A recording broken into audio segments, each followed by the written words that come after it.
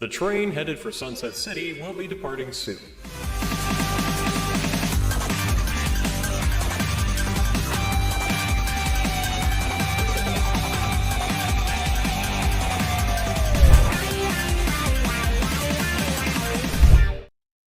Okay, here we are. Welcome everybody to Sunset City, a Sonic podcast for the classic and modern age. I'm Nick, and with me today I have Suris. How you doing? I regret many life decisions, but yet I'm here. We also have Wayne. Man, you know how people just have like those tanks where they just got like essential fluids around at all times. Some people keep that with water. I need that, but it's just coffee. I need people espresso machine. So I everyone's need just hot coffee all the time. just hyped and Oh, everyone's just super excited today. You have no idea. but thankfully we have our hype machine. Oh wait. No, that's right. Unfortunately, Pup he's taken up his new job as a part-time astronaut. Fortunately, there were some schedule conflicts. He's currently up in space, so that's what he wanted me to tell you, and that sounds stupid. Anyway, we've got a guest. Noah Copeland, how you doing, buddy? Hey, I'm doing good. And I, for one, regret nothing. That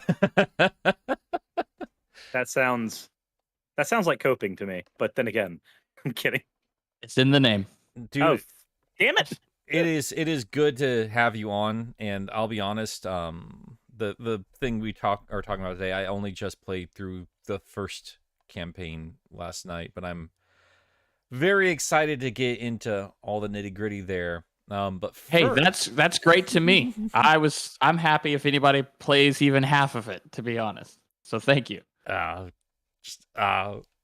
Saving my comments for just a little bit here. First things first, as per usual, everybody, I'm already seeing Jamal. Thank you, Jamal. Dropping a super chat. We are saving those until after the main discussion, as per usual, just so we can give you guys the time to breathe and all of us be idiots about your wonderful questions or comments. And we actually do have a very little bit of news in terms of Sonic. Not a whole lot that I can think of. I'd say like the biggest one is the high grounds drop of the keyboards that happened today. And when I say happened today, I mean they said it was going to be for 12 p.m. Pacific time, but they still, like, as soon as you signed up for a notification said, oh, but we're going to do early access. So most everything was sold out before 12 even dropped. Yep, they're gone. Feel lied to. Yeah, I would still keep an eye out for any restocks just in case. I did manage to get myself a one of the Green Hill mouse pads, and that was just all they had available. Hey.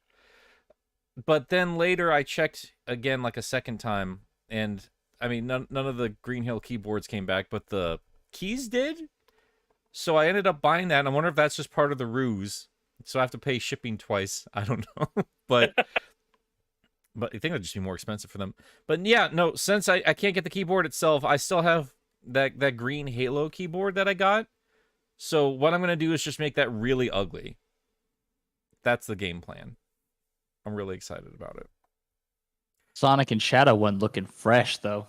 Well, you can still get it. That's the only one that stayed in stock that entire time. What? That's the best one. That's I'm the looking at it right ugliest now. one. That's the. It wanted is the so Dreamcast boring. one. Yeah, the Dreamcast one was hot. That was really It's hot. got my boy on it. I get My that. edgy boy. I respect that. But Did it's you the guys same ever stock see? art. Did you guys ever see that back when the 3DS was doing the like custom themes and stuff like that? Did you ever see the Dreamcast one? No. Yeah, there was a Dreamcast theme for the 3DS, and it played like the little UI sounds when you moved it around and such. I think it had like even the little VMUs in the background. When you close the system, if you have the volume up, when you open the system back up, it makes the disc reading sound of the Dreamcast. Oh, I love that. I saw a modded Yeah. 3DS that had the Saturn. I don't know what you call it, like the menu. I guess that'd be the best word for it, right? Like the menu that if you didn't have a disc in there. Oh, okay, yeah. That I freaked out to that because I love that little spaceship so much. But yeah, that's all I really have for news. Unless you guys can think of anything else that happened this week in terms of Sonic. I mean, The there was a bugs. game release. Oh yeah, but Oh yeah, before there we was. get to that, yeah, the But bug. before we get to that, there's bug fixes for Sonic Oh, Origins. Right. Yeah. Yeah. Yeah. So they said they added features to the music player for Sonic 3 Knuckles. What do they mean by that? I haven't gotten a chance to. 'Cause I Sound was, has cheats. No, you can access they- cheats now. Yeah, Yeah. which is cute. I didn't think they were going to touch Sonic 3 Knuckles at all after Stealth's just tweet thread on the day of release of the game. But I mean, Blue Spheres got updated apparently, so the music matches better. The Tails thing is at the top of the list there, so that's better, I suppose. What was the other one? There was like another big one. I'm not entirely sure. Yeah. I don't know how you got. I don't know how that Tails glitch got past anybody. It's on It feels every like just version, every copy. a single playthrough, like a single playthrough of Sonic 2 should have been enough for anybody to go, wait, hold on. Oh, I'm sure they saw it. Yeah. It's just one of those things where they're like, "Oh, darn, when's the fix it." release date?" That's I mean after everything I've seen and the way Sega kind of treats their releases, yeah, it was more important for them to hit Sonic's 31st birthday. He was already a year late. Give him a couple more months. It's fine. Yeah, I mean, it's very important to any studio to meet their agreed to release date. You know, Sure. I because mean, every time afterwards that they have to fuddle with the marketing, that can be sales lost, and that's really important to them. So, it is what it is. yeah, actually, now let's just get into it now. Because Noah, you made a little game that came out this week, didn't you? I did. I made Sonic Triple Trouble 16-bit, a remake of the Game Gear game, but like a Genesis game. Yeah, I gotta say, man, like, I've never properly beaten the Game Gear version until last night, because I was like, I at least have to I have to at least beat the game once before I touch the 16-bit version. But it's That's weird, fair. because you call it the 16-bit version of this game. Thing is, though, I hate that game, but I love your game. So what's the deal, man?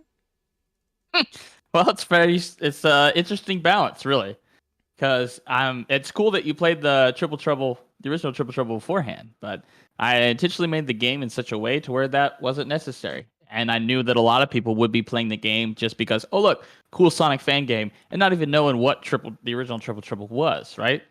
So it's 100% designed for if you've played any of the Genesis games that we all know and love. You're going to like this, regardless of your feelings of the original. If you do like the original, though, it will only enhance it. Or in your case, if you didn't like the original, as long as you like Sonic 3 and 2 and 1, you'll probably like this. Yeah. Or just flat out replace it, honestly, is what it felt like for me. I played the original back on just through the emulated version on Sonic Adventure DX, and I could stand 10 minutes of it. I applaud Nick for being able to stand more than 10 minutes of it. Dang, the shade against the OG in here. Dude, it's so rough, man. It's so rough. That level design, it's labyrinthian. It is a chore. Like, I see what they were trying to do, and that's why I loved your game, because it really felt like, as I was playing through it, I was like, there's some neat ideas here. I'm so drained. It's only an hour worth of playtime. Like, a first-time playthrough is just an hour. Like, a repeat playthrough is going to be much faster than that, I'm sure. But then I played your version, and it was like, you took all of those elements, you either, like, transform them into something new and exciting, or, it was suddenly fun to play because it had the Genesis mechanics in it, or you flat out ignored some stuff. Like, I noticed, like, the fans in the second zone they just don't do the same thing that they did in the original, which was just make you float for no reason. Like, there's nothing in the level design that dictates you need to use those, which was ridiculous to me. Yes, I found those personally a little annoying, so I was just like, I'm not going to do that. Man. Well, Yeah, as for me, it was like I think I played Triple Trouble maybe one time a long ass time ago. I don't even remember how long it's been. So this I don't remember a lot from it. This was a very fresh experience for me. And especially just coming off of like doing a big retrospective on Sonic 3 and Knuckles, it was amazing what a good continuation of that it seems to be. Yeah, well, thank you a lot for that because that was definitely a goal. There's sort of a balancing act that you have to do where you're like, all right, so it's a 16-bit version of Triple Trouble. So it needs to feel simultaneously like the original Triple Trouble, but also feel like a continuation of Sonic 3. But it can't, if it feels too much like the original Triple Trouble, then it doesn't feel like a continuation of Sonic 3. If it feels too much like a continuation of Sonic 3, it could risk not feeling enough like Triple Trouble. So it's definitely a balancing act. And so to hear that, for me, is very rewarding to know that you feel that way, that it actually does feel like a continuation. Because that throughout all the development is just a pendulum that's swinging back and forth. They're just trying to get right, you know? Does that make sense at all? no, it makes perfect sense. Yeah. No, it makes Yeah. sense. And I could see that in the design too, yeah. Yeah, you get that sense while you're playing through the game and everything, and it's something that I think using Triple Trouble as a springboard was a good idea because it's like it does feel like it carries over a lot of the qualities of say something like Sonic 3 Knuckles, but you can also tell that there were things about Triple Trouble that lended themselves well to a bigger adventure that I feel like you took good advantage of to make it stand apart as much as reminisce. Yeah, I definitely think the concepts are all there with Triple Trouble. The ideas are all there, right? Yeah. It's just, I think, held back by the hardware that it was on. So it's just take those ideas, take those concepts. What's the spirit they're trying to invoke? And then execute that spirit in the way that a Genesis game would have done it. And that's how you land at where we landed at. I mean, It definitely feels like it's, like you said, it feels like a very nice middle ground between a continuation of a very good game and then the design sensibilities, the ideas they were going for with the original game.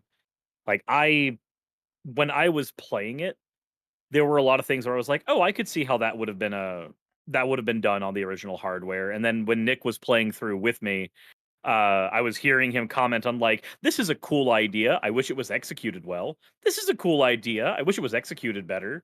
he's being much And then, more like- polite. I was cursing the whole way through. Like, He you was- guys are being super polite to that game.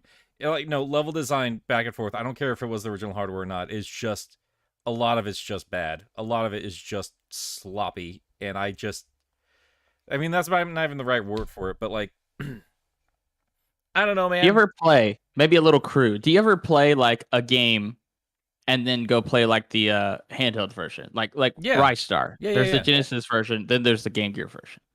You know, or like Sonic 1 and 2. There's the quote unquote the big version, and then there's like the truncated down version that's sort of taking those ideas and doing it in a kind of cruder way. Sometimes it would help me if I sort of reversed that. I was like, okay, I have Sonic Triple Trouble. Let's pretend that this was a down port of a Genesis game. Let's now imagine what that Genesis game would have looked like in your head that would have been truncated down to this. And you sort of expand from it in sort of a backwards way. And that was pretty helpful as well. Yeah. And it was Sorry, you go ahead, sorry, Wayne. go ahead. Oh, I was gonna say, and yeah, that's like I was actually for something that feels so authentically Genesis. It was also there were a lot of parts that legitimately impressed me, like the train chase for one thing was definitely a big one. I did have a question, and because I feel like I'm going crazy. I don't know if this was what I thought it was or not. In the second act of the first level, there's those plants that you like jump inside of and they like shoot you back and forth. You know the ones? Yep. Yeah. The sound effect for those was that taken from Sonic Spinball? At the risk of looking like a complete chump, I have no memory of where I got that sound effect from, Okay. or if I made it myself. There are a lot of sound effects in it. You remember, I've been working on this game for 5 years, so I've lost track of time. But Fair enough. there are a lot of sound effects in the game that are from Sonic 2 or 3, right? There were some sound effects in the game where, because it needed to be Genesis accurate, where it was just from another Genesis game, Like there's a couple of Rocket Knight Adventure sounds in there that just like sounded really good. And then there's a lot of sound effects that I made myself using awesome. a Genesis sound chip emulator. So what ended up being for those flowers, I have no idea. Got you. Yeah, it just reminded me something of the first stage from Spinball. I can't even remember what made the sound in that. It just kind of triggered something in my brain. Yeah, they're actually more inspired by Majora's Masks, if you can believe that. Oh, Majora's like Mask, the the little bomb decking flowers. flowers. Yes, exactly. Got you. That's awesome. That's wonderful. Well, I appreciate that. That's literally my favorite game ever made. So Oh, you go. awesome. Well, there you go. Yeah. I put it in just for you, Wayne. I appreciate that. But no, what I was No. commenting on the original game here, because I literally have a spin-off show just about like the portable versions of console games. Like I appreciate and I'm always fascinated to watch how something is demade or how something is made to fit in this, less powerful hardware. And Triple Trouble, always in the back of my mind, from my understanding, from what I've heard from people, was a better game because it didn't have a Master System port. Like Sonic 1 and 2, they're lesser experiences on the Game Gear because you just don't have the screen space. So I assumed from Triple Trouble, with the Game Gear built in mind, it was going to be a better experience. And a lot of that stuff they do, again, like the later levels, much more maze-like and slow you down, and you have to play Sonic in a little bit differently than you usually do. But even that aside, like, Suris, you heard me just venting about this or that and the other in that original game, in the sense of like the ring placement makes no sense here, or the level design makes no sense here, or this or that and the other. Oh, I just heard you talking about like the labyrinthine game level design constantly. That water level, I was drained. That was the single worst water level I've ever played in a Sonic game. But did you like the water level in my remake? That's the thing. Like, I went to yours, and you actually took elements of that labyrinthian section, and it was just better. Like, the confidence to not only like expand upon it, because I thought it was just going to be like a prettier version of Triple Trouble, and it's not. Like, you just made it a Sonic game, where Triple Trouble took a lot of other options it couldn't take. So you take labyrinthian elements of it, but it's not the main focus. And it was so good, dude. It was so damn good. Well, that's good to hear, because I think water level are hard to make because it's inherently sort of opposite. Sonic is about going fast, water slows you down. How do you make this fun? It's like having molasses zone and having that be fun, right? And the original game is like, I mean, it already feels slower because it's Game Gear. So it already feels like you're in a water level. So then you get to the water level and it feels like thick water level. It's just, yeah. It was a grueling experience, but yours was, yeah, dude. I need to talk to you about that elevator though. You have some words about that elevator. The elevator. The last little area before the final boss. Because that's where I started losing some lives pretty badly. Yes. I've had a lot of people tell me that is destroyed their very lives. Difficult. I think that took me like 2 tries. I did okay on my second run. It took me a whole hour. Oh wow, dude. Do you have a name for that robot? That is, so if you notice the egg robos in there look slightly different. Yeah, they look like we call them the egg swats. Ooh, which is sort of a cartoon reference. Yeah, it was one of our artists, Dolphman. The yellow one is Egg SWAT Elite. Okay. Yeah. And pro tip: definitely use tails on the elevator section if you can. There was a stupid part of my brain when I was looking at those things, and I was thinking to myself, if I could name it, this would be the Dreadnought. Got him. That's beautiful. I love that. I need some kind of Sonic enemy to be called the Dreadnought.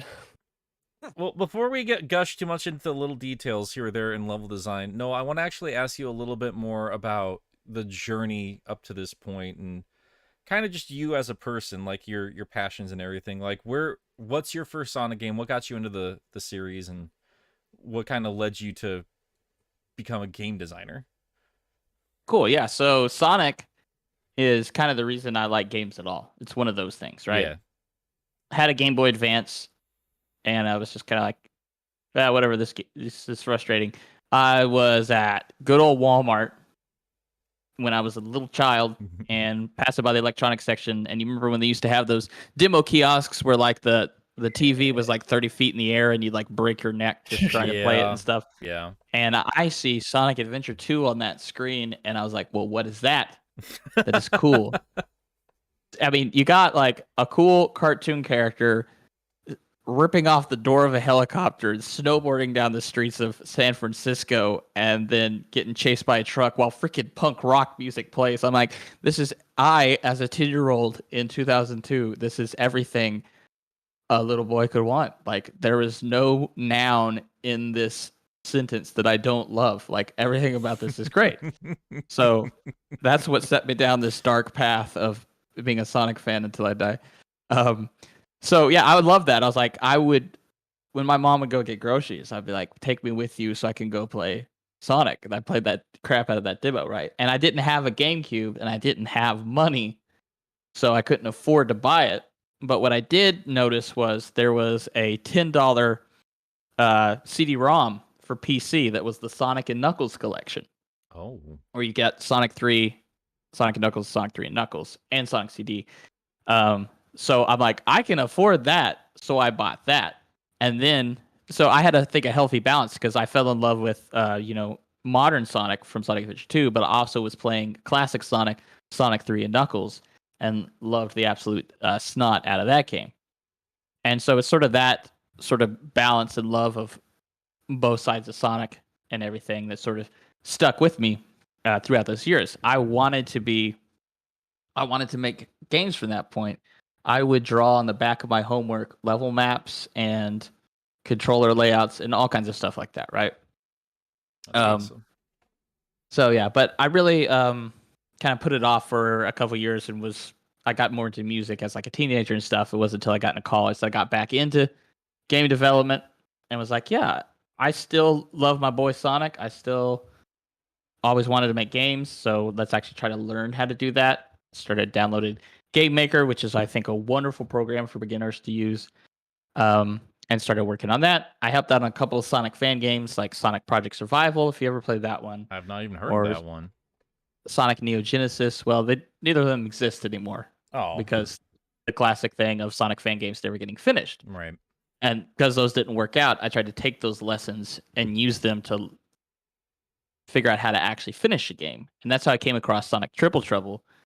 I was working on a film, and I was on set for the film, and we were staying on location, and in between, after we'd finished shooting for that day, somebody in the crew had a PS2 and brought out like Sonic Gems Collection or something, and we started playing Triple Trouble, and I got the idea. I'm like, you know what?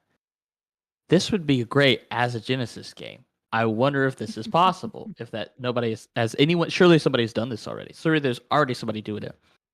I look up, and D Lightyears, who's our lead artist on the game, she had made tile sets for most of the levels of Triple Trouble in a 60-bit style, just basically begging for someone to go and remake it. And no one had done it yet. And I'm like, well, this will be easy. I've already got all the art made. I could do this in probably a year. 5 years later. Yeah, so 5 years later, I'm on this podcast talking about how long it took me to make. But yeah, I was into Triple Trouble because I thought it would be the one that made the most sense. Instead of trying to make an entirely original game, all the ideas were there, right? I thought it would be the easiest to make. Obviously, it's not. But yeah, that's sort of a quick bird's eye view of what brought us to Sonic Triple Trouble 16-bit. That is absolutely incredible. I was going to ask you, because while I was listening to you talk about it, like, yeah, if you're part of the generation that grew up, in love with Sonic Adventure 2, like, I was very curious to be like, okay, how do we get to Triple Trouble then? But then you went and explained the whole story, and that kind of... That's the importance, I think, of collections, right? Yeah, 100%. Like, it's so funny to me that I made a game that was supposed to be a Genesis game and was so faithful to Genesis that used the Genesis color palette, the Genesis music, everything Genesis, and yet the first Sonic game I played was on a GameCube. Yeah. a Nintendo console. And the first Sonic game I ever bought was a weird PC port of a Genesis game with MIDI music. So I think that shows the importance of collections like Sonic Mega Collection, which I had as a kid and played the snot out of. Yeah. That's Sonic Gems how Collection, I- and even Sonic Origins. That's why I was so happy that Sonic 3 and Knuckles was coming back on Origins. I'm like, this game is the GOAT. We must pass the torch down to the next generation 100%. to show how great this game is. I don't care if the music's changed. They must play this game. It's that good. No, I agree completely, and hopefully they'll do the same for the adventure games. Because I grew up with Sonic 1 going on from there, but like I'm not gonna pretend like the adventure games aren't important either. Weird how those keep getting just sidelined though. But that's That's a lot of work to redo those. well, Yeah. let me dip into this because it sounds like you do have some experience. Because I don't know what you do in terms of like your life outside of this game. I don't know what you do specifically, but it sounds like you have some experience either with developers or just media creation of all kinds from the sounds of things on the set of films and stuff. Holy cow. I mean, it's all just indie stuff. I'm not like in Hollywood, just so we're clear. Yeah, that's cool though. I mean, it's cool seeing you getting out there and just being a creative because it's clearly, I mean, we're reaping the benefits of it at the very least. It's Well, I hope true. so. I hope you like the stuff I make. I'm Yeah. enjoying the hell out of it. But yeah, I mean, it And sounds like that's why adventure fans are better than classic fans, Nick. Oh God. That's right. I'm kidding. I'm kidding. that's. I know, don't know. It's fine. You guys definitely backed the right horse with the GameCube. Definitely the most popular system of the time. Anyway, it's fine. Yes, you had a question. Dude, I genuinely love the GameCube design though. Like in all seriousness, like of all three of those systems of the 10 out of time, 10. it's insanely beautiful. I love that machine so dearly. But Yes. Imagine if it was green. I No. don't have to imagine it because I have two different green ones. But You have wait. Oh, I didn't know they made green ones. there's a Japanese exclusive one, and then there's a custom one I found on eBay. So yeah, it's fine. Wow. Wow. I just got flexed on so hard. I collect green machines. I've got a problem. It's not a flex. It is a problem. It's a cry for help. I'm that way with orange. Yeah. Consider this: me and Wayne walking around a convention hall with Nick, and just every single time something vaguely in his wheelhouse that happens to be green pops up, the man drops another $100. And it wasn't you go. that much money the entire time. I mean, I did spend a horrific The amount of money. entire time. Wait a minute. Hold on, Nick. How much was it by the end? I don't want to talk about it. It's fine. All right. I'm just very Then I lucky that win. the YouTube channel did as well as it did. And I just have to thank Ian Flynn. For some reason, like the Metal Virus video just blew up, so I was able to go on a trip and you know, buy There you some go. garbage. It's fine. Cool. Speaking of which, talking about your channel, Mhm. and I believe you did some videos on some Metal Sonic designs, right? Yeah. Cool. So you say you've completed the Sonic and Tails campaign. Yes. Have you got all the Chaos Emeralds? No, I've only found 4 so far.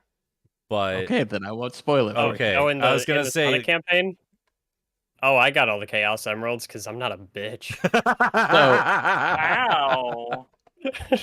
How did you track So them you will all very down much in like one? it.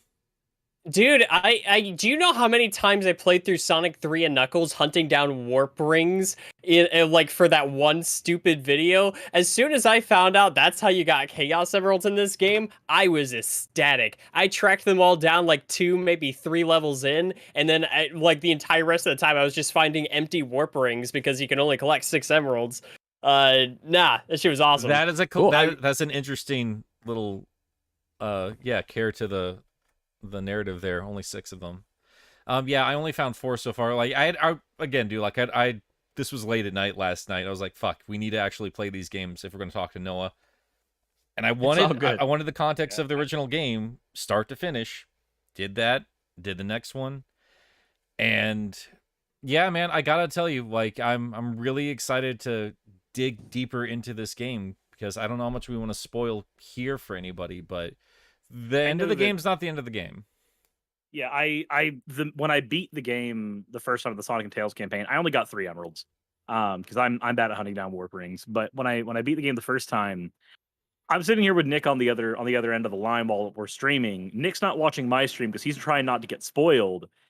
And I just immediately go, "Oh, I'm not done. It's lied to me. There's more. And everybody in my chat is just going wild when that second campaign starts. And I'm just like, I can't say what this is, but I know that Nick specifically will be fucking overjoyed at what happens in the end. I haven't gotten to play. So confession, I didn't touch this until this morning because I've been at work like all week. Okay. But I sat down and I just played through like the whole first campaign, and I know what the second campaign is. I just haven't gotten a chance to run through that yet. Yeah, Cool. we won't- Heck yeah. We won't spoil anything here, but I gotta say, I'm like, halfway through it right now. well, and Suris, you were noticing, like, you were commenting on this too, and what I appreciated about this too was like, not only do you take care in terms of gameplay, there's so much I want to pick apart and talk with you about here because just I was so Please do. I was floored with the care. I gotta be honest, like I was going through Triple Trouble last night, and I was so tired and so just exhausted last night. I was like, He in was my brain, grumpy. I was mad as hell. But I was just like, were the IGN guys right all those years ago? Were Sonic games just bad? This game is just not fun. And then Crisis. and then I went and played the 16-bit one, and I was like, oh right, oh no, this is how he's supposed to feel. Now we're back, baby. It's just been so long since I've been happy with anything game-wise in terms of Sonic the Hedgehog, and it just warmed my heart because, like, not only did you just, there are so many fan games out there that do just copy the physics and everything from, you know, just ROM hacks, but like the level design just kind of falls apart here or there, or this or that and the other. Like, you can tell it's a fan game. If Sega had dropped this on me, I would not have been able to tell the difference. I would have thought this was just like in the same vein of Sonic Mania or something like that. Like, just in terms, like, they don't have like you use the actual Genesis assets. Like, you're not like seeing the more animated Mania models or anything. But like, just in terms of pure gameplay and level layout, it felt like a professional product, and it just it was super fun, dude. I think that's specifically, like, I was telling you, Nick, when we were playing through, I was just like, no, this just feels like Mania again. This feels like I'm playing Mania again, and that's amazing. I love it. Wow, thank you. Thank you very much. I don't want to say what it is, but there was an effect, like a visual effect that kind of takes over during the train chase. Yep. And as soon as I saw that, I was like, "Oh, holy shit!" Yes. I was like, "Let's go, dude." That was the first time. Yeah. Were like, The that polls? was one of the things that the polls specifically. Yeah. Me and Nick were just sitting there like, oh my god, that's okay. So that's right. That was the first thing that I said I wanted to compliment you on was the use of parallax scrolling. Just all the multiple layers, the stuff that was going on in the background, the stuff that looked like SNES Mode 7 stuff. Like, all of that. The 3D effect was insane, dude. Like, It what was did you do good. with that? Like, is that with, like, how? There's a function in Game Maker that lets you draw a sprite based on 4 corners. So then you just take each corner and you attach it to 2 poles that swing by, but you gotta literally interpolate their position to be based on the camera, and then it does it. And you have a great artist like D Light-Years and all the artists that help make the assets for it, and boom, you gotta pass on my thanks to those folks too, because it is great. So being an idiot in terms of game design, I don't know anything about this. Would you be able to cram this thing onto a Genesis cart and play it? So, no, you basically have to rebuild it for Genesis, right? Right. The Genesis is a, very old CPU inside there. That Genesis came out in '89, but the CPU is even older, maybe like the '70s or something, right? Holy cow. You gotta write the instructions directly for it, right? As opposed to more modern gaming where you're sort of writing in abstractions that are then translated into code that the machine can read, type of thing. So it took me 5 years to do this on modern tools. I cannot imagine how long it would have taken me to make it on an actual Genesis with actual limitations, because all our limitations were self-imposed. So no, you could not work on a Genesis, though I will say this. Everything that you do see and hear is possible on the Genesis if somebody was crazy enough to do it. That's a So better the way to sound- phrase it. Yeah, that's more what I meant. But yeah, that's amazing. Yeah, so I- all of the colors, it's like the Sega Genesis can only display 64 colors on screen. So in our game, I'm sure there's probably, a time or two there where it's not. But for most part, you're playing that game. There are no more than 64 colors on the screen because that's what we would have done on the Genesis. That gives it that look. If you don't do that, whether your average person doesn't know that there's 64 color limit on the Sega Genesis. But if you just see it, if you've seen enough Genesis games and then you see this, you can just subconsciously feel the difference. That's Speaking of writing instructions under a different context, of course, I wanted to pay note to the instruction manual in the zip file. yeah. That was adorable. I like that it was like, did you guys like just make a manual and then keep it all in black and white and then like scan them? So in that case, it was all done in digitally, right?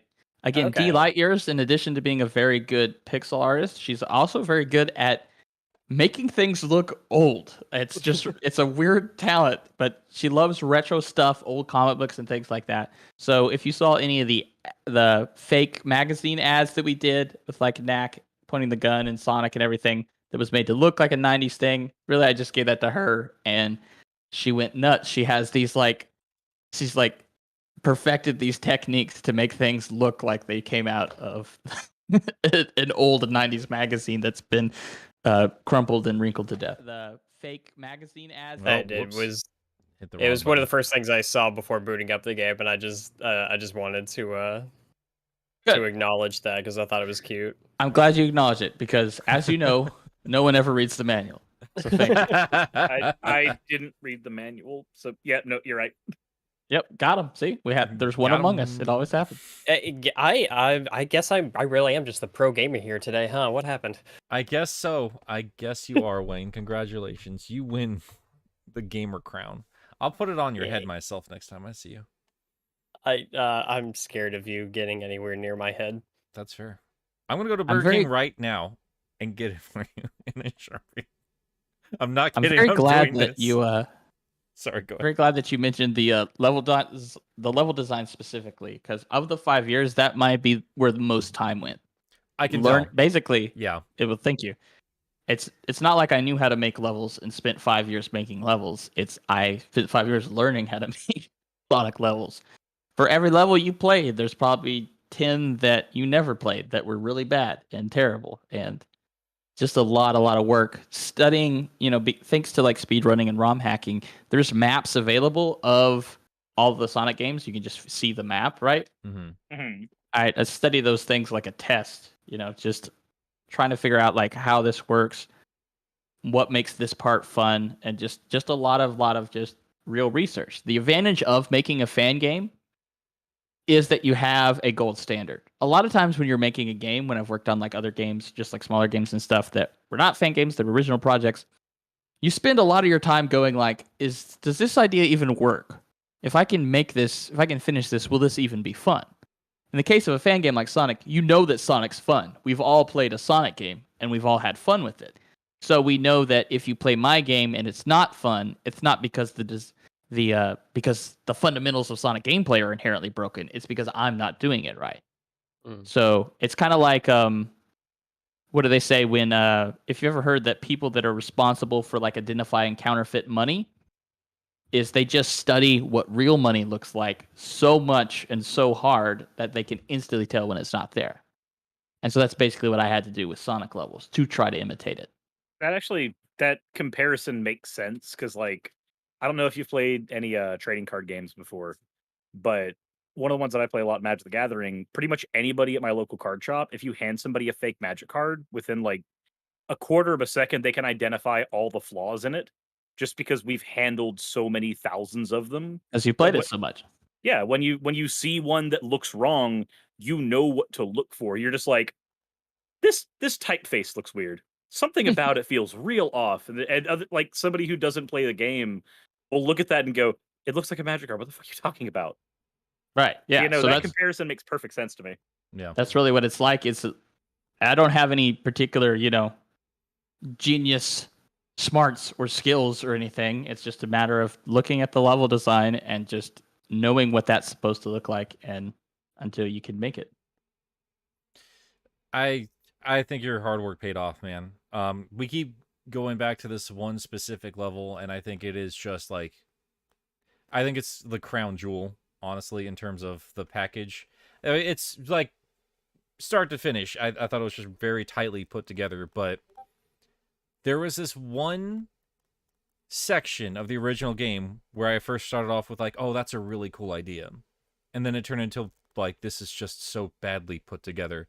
And that's the train level.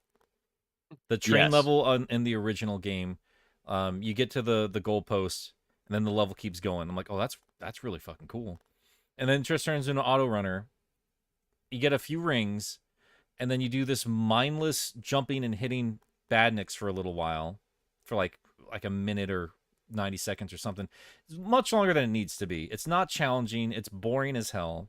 And then you get to the train at the end there, and the only real challenge is that the camera is just going back and forth a whole bunch. So it's just kind of hard to just get your ground.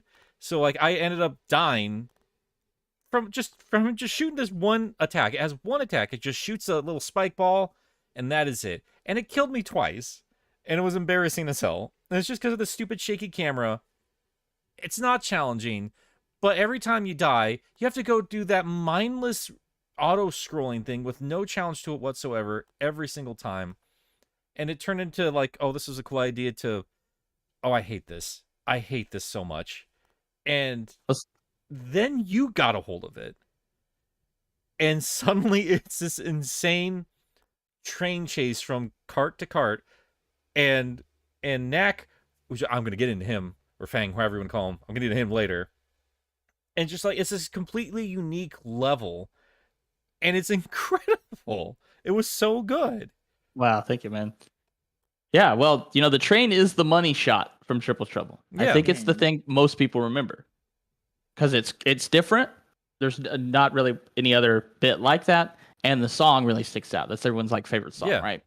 So there was a lot of pressure to do that train right. It's like, if there's one thing I had to get right, I had to get the train right?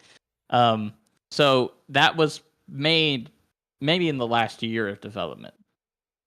I kept putting it off because of the pressure, but by doing it late, I was able to use all the lessons I'd sort of learned. But really what I wanted to do was just think of, I'm glad you really liked it, because I really wanted to flesh it out and do like pretty much everything possible with the train, right? Yeah. You're off the train, you jump on the train, you get knocked off the train goes through a tunnel, and that's a nice change of pace. Knack blows up the train, and then you defeat the train head with the classic ending and everything like that. And then it gets crushed too. I love that little extra bit at the end there. It blows up, and then the face gets crushed. Yes. Comedic timing. The fact that it had like legitimately funny slapstick was kind of the cherry on top. Just, man, it was just like, this is what I wanted from, like, if there's gonna be a continuation from classic Sonic, like I didn't want just to repeat the same stuff that we had done in those games prior to that point. I wanted to see these unique ideas kind of fleshed out, and a chase scene in a Sonic level, like a train chase in a Sonic level, is just, yeah, it's unique and it's brilliant, and it was super I think that's fun. my advantage. Thank you. I think that's the advantage of having Sonic Adventure 2 be kind of the first game I played, and then Sonic 3 being the next one after that. Yeah. If you look at sort of the direction of Sonic from Sonic 1 to 2 to 3 and the adventure games, there was an increasing emphasis on like cool action set pieces like that. Like Sonic 3 starts with Angel Island getting set on fire.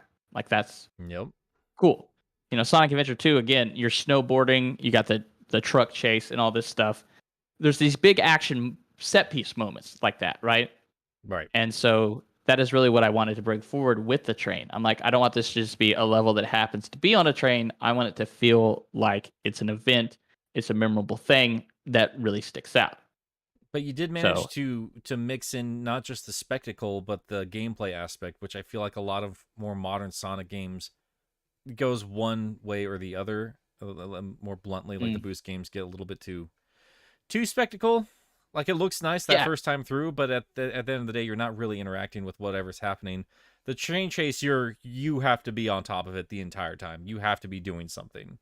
You can't just so be it's a bystander. it's important to have substance too, right? Yeah. You have to have substance and not just the spectacle, right? And that's what I think was a big push to make you go on the train. Because if you're off the train, you have to keep up with the train, and then it's an auto runner, and that could lean. An auto runner for 4 minutes could get a little boring. Yeah. But if you're on the train, then it can come a little bit more like a traditional level because you're moving with it and that type of thing. And going back and forth, if you notice that the level goes back and forth between auto running and being on the train and back and forth a couple of times to try to mix up that pace and keep that same feel of a fast moving level with maintaining the substance. That was the key that I managed to figure out when making that level. Yeah, I mean, honestly, I think that is kind of the secret sauce of Sonic at the end of the day is like, yeah, like what made him special from Mario was that extra little bit of spectacle, but underneath all that was just a really fun platformer. And even Sega themselves kind of lose themselves into what that balance is, but I kind of feel like this fan game is going to stand out among the greats of any of these fan games. Like, this is going to be compared to other video games in the mainline Sonic series. It's going to be compared. It's already superior to the original game it's based off of, you know? And I know, like, a Game Gear game is not that high of a bar to hit, but, like, this is standing toe-to-toe with games I've always considered, like some of the greatest ever created. So... Oh, my word. It's just, it's really good, dude. Like, I think people don't understand, because I certainly don't, like how hard it is to find that balance when Sonic is made to feel like this is just like the most natural thing on the planet, like just rolling a ball. Like, it's supposed to feel natural and fun and freeing. It's kind of the idea of having it like a big physics playground. Yeah, and it's really, I mean, Sega themselves can't seem to find that, you know? It's really apparently hard to find that balance, but this project does that. It's incredible. And I'm afraid to get into spoilers here, but I also wanted to comment on, because Suris, you were saying this and that and the other during your playthrough, like how you managed to actually tie this in to the established lore that's already there in the games, because as the original game was, it doesn't make any damn sense in terms of whatever the timeline is for Sonic. Yeah, well, that's kind of the thing that I'm kind of proud of is that I don't actually do anything that contradicts the original game. Right. It essentially just fills in empty gaps with information that makes it all make sense, but it doesn't do anything that contradicts what you do see in the original game, right? Yeah. I if you go back and play the original game, you can almost imagine that those gaps are filled and you still have a good time. There's nothing that sticks out, right? And that was sort of a puzzle, basically, to try to figure out. And it was one of the first things I worked out. I'm like, all right, if I'm going to sit down and do this, I love Knuckles a lot. So the first thing is like, okay, if this is going to be a Genesis game, then it's going to be after Sonic 3 and Knuckles. But it's also really disappointing to me for Knuckles to have this great character arc with Sonic where they team up at the end, only for him to turn around and be like, "Don't you're bad again." So yeah, the way you without getting into spoilers, the way that you made that section make sense, that plot point, it was the difference between what was the way we were talking about it yesterday, Nick. We're like, the plot of the original Game Gear games, it felt like the Dragon Ball Z movies. Yeah, that's how I compared it. It was like, it's just a side canon that's not really important to the Genesis games, which in itself kind of just makes it feel like a lesser experience to begin with, right? Like, it doesn't actually matter. The Genesis games matter. This doesn't actually matter. It's just a whatever. It's just, we're bringing in some elements from the Genesis games. We threw it onto the handheld. Here you go, you stupid kids, enjoy. But yeah, and then the version that we have here, it's what happened when Akira Toriyama got a hold of Broly and went, I'm gonna make this one canon and I'm gonna make it work. Here you go. I'd go a step further than that though, because canon Broly and movie Broly are two entirely separate characters. Like, this game here, it took the spirit of that original game, and just made sense in the canon, just by, like, as Noah said, like, oh, well, all these elements are here. What if we just did this? And then suddenly everything makes sense. Like, that is all that took. And I don't know. I just appreciate the hell out of it. Just that I'm glad you like that a lot. It's just those little things that the fans are going to notice, right? Like, that's where it really comes down to. Is like, yeah, the level design, and the mechanics and everything, all of that is top tier. That's the most important thing as far as I'm concerned. But, like, then going so far as to be like, yeah, but what if we just did a couple little things here in the story, just for the sake of it? Let's make sense with everything else that's happening out there. Yeah, have there been any Easter eggs or references to other Sonic games that you guys have picked up on or anything? Oh, yeah, there's a few I noticed, but I'm sure I didn't catch all of them. But Yeah, have you guys gone to the opening level with the lightning, switched to Tails, and stood still? Yes. Oh, I actually really liked that. Huh? I did Wait, not what do happens that. there? So if you swap to Tails and the lightning strikes, he does the cowering animation from the Oh. Sonic OVA. Oh, that's He's scared of lightning. What can I say? oh man, I don't know if anyone's beaten the original game or not, but, like, man, there's just a song medley in this game. I just it made me so happy. Oh my god, one of the boss fights, one of the medleys, and then you included all the themes, and I was so There are happy. 4 in there. Yes, I was so happy. 4 themes. Oh. Yeah.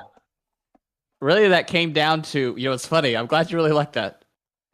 There's a lot of funny things that happens in creativity sometimes where you make something for a kind of silly reason and then it ends up making it better. In that case, I was like, okay, what theme do I use for this character? There are a lot of themes to pick from, and I'm afraid to pick just one and then somebody say, how come it wasn't this one? I'm like, well, what if I just do all of them and just mix them together?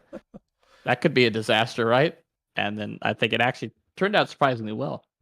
I genuinely was surprised to hear how well it worked, because I've heard mashups of 2 specific themes that just haven't worked out at all because they're just so radically different. But I mean, yeah, and on a tie them Genesis together. sound chip. Yeah. So that's even that's like a demake of a lot of the themes that were already available, like in official canon. So that was super fun, man. Thank you. A lot of stuff like that that's difficult to do because of the Genesis limitations.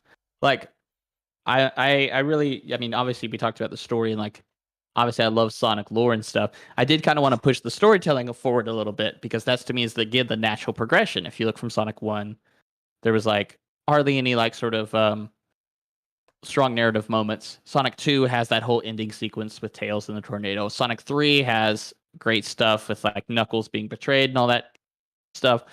And then, so I'm like, all right, what's the next thing on there? It's really hard to tell a story first of all, without dialogue. There can't be any dialogue. Right.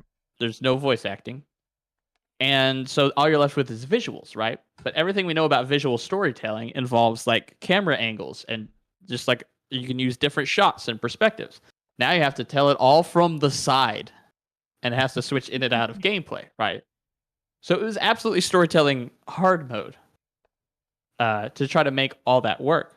So but the advantage of that as a creative person is when you have very strict limits, it sort of forces you to make certain decisions that you may have not made otherwise, and it sort of takes you out of your comfort zone. And sometimes that can end up giving you a better final product. Just, yeah. I don't know, man. Like, you made it work. You made it work really damn well. Congratulations. I also Thank you. Also just have to say, as a huge Metroid fan, I appreciated that there was a self-destruct sequence in here. Yes. I knew there's a couple things That in there. I was- was like, Wayne's gonna just, goosebumps Yes. for that boy. We got the Specifically- opening level is a Metroid reference as well. To Super Metroid. Oh, it is. The red eyes showing up, and then you Yeah. start with the boss fight. Yeah. And you lose all your powers at the start too, like any Metroid game. You lose all the Yeah. emeralds. I want to ask you, just because I'll be this little nitpicky little son of a gun. So is hypersonic canon in your world? Because we had supersonic there. So I just want to know, in your brain, how do you think Sonic 3 and Knuckles ended? That's such a weird thing, man. So like, because hypersonic has been explicitly said to be not canon. Since then, I did avoid it in this game, just to be like, It'd make it a little bit harder to try to figure out super emeralds when you have to knock the chaos emeralds loose. yeah. And there's also that element too. So I'm just like, we'll just stick with super. Yeah, Just make it easy. fair enough. Not even the Fair fan enough. world. My poor hyper. My poor boy. Well, for real though, it's like a couple other things I wanted to gush about real quick. The soundtrack, for starters. Mhm. Like hearing those old Game Gear tracks, but through a Genesis sound font, or I don't know how you'd pronounce that or describe it. Is that the right word? I believe that's one of the super chat questions. But no, sound font is is it? not the right word. It was, yeah. Is that? And Yep, Trey. There we go. No, that's how I know that stupid word. Trey. he knows that word triggers me slightly. Oh, does it? Yeah, because sound font is okay. I'll just be a nerd really quickly, but sound font is a particular file format that stores samples, and then you can use those samples. It's .sfz, I believe. It's an actual file format, right? Mm-hmm. But people use it to mean just like the sound of or the timbre of. It doesn't necessarily mean that, you know. I gave the example. It's like you can't like look at like a painting and be like, "That's a really nice JPEG." There, it's like JPEG is a specific file format. It doesn't mean picture, right? Yeah. So that's Yeah. I'm saying. But yes, the Genesis, I would say sound chip because there's an actual physical chip Mhm. inside the Genesis hardware that gives it that particular sound. That was manufactured by Yamaha, and then obviously it's been emulated since then. But I usually say sound chip when referring to the Genesis Okay, sound. But good to know. carry on. Sorry about that. No. That's good to know. Like if I'm gonna be dabbling in this world or be like literally paid to talk about video games, I should probably know a thing or two about video games. So I appreciate any lessons I can learn here. So the Genesis sound chip, that first level, what were your inspirations in terms of transforming those songs? Because I got a lot of, and I want to know how you guys pronounce it, but I'm going to pronounce it the way I pronounce it. But I got a lot of Rise Star vibes from that, which I guess Yes, in turn from would which be song? Sonic Team vibes in general. Just the first, like the Great Turquoise, whatever that first level is called. Yes, especially Act 2. Right? Yeah. I dialed up the Rise Star there because I love that soundtrack, to be honest. Really damn good. It is. And so yeah, it was again a lot of research and a lot of study, right? What's good about music is you can sort of have it on in the background.